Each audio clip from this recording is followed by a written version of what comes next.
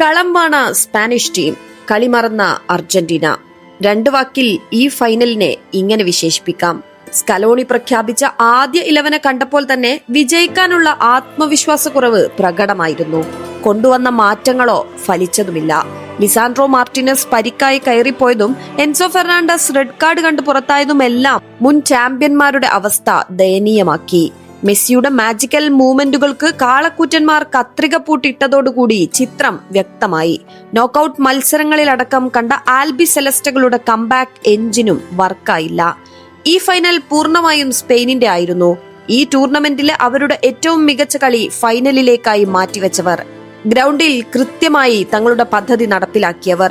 എമിലിയാനോയുടെ നിശ്ചയദാർഢ്യം നിറഞ്ഞ സേവുകൾ കൊണ്ട് മാത്രമാണ് വല കുലുങ്ങാൻ എക്സ്ട്രാ ടൈം വരെ കാത്തിരിക്കേണ്ടി വന്നത്.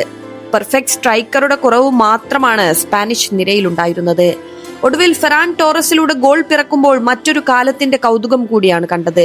2010 നെതർലാൻഡ്സിനെതിരെ 115-ാം മിനിറ്റിൽ ഗോൾ നേടി ഇനിയസ്റ്റ സ്പെയിനിന് കിരീടം നേടിക്കൊടുത്തപ്പോൾ ടോറസ് നേടിയത് 106-ാം മിനിറ്റിൽ.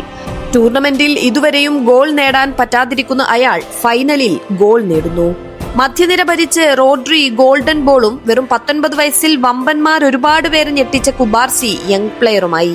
ഇതിഹാസ ബാറ്റൺ സ്വീകരിച്ച് യമാലും മടങ്ങി. കിരീടം നേടിയില്ലെങ്കിലും ഒരു പരിധിക്കപ്പുറം അർജന്റീന ഫാൻസിന് ഇന്നത്തെ മത്സരത്തിലെ പ്രകടനത്തിലെ നിരാശക്കപ്പുറം വലിയ വിഷമത്തിന് സാധ്യതയില്ല. അവർ ഈ മത്സരത്തിൽ ജയം അർഹിച്ചിരുന്നില്ല എന്നത് ഏറ്റവും ബോധ്യമുള്ളതും അവർക്കാണ്.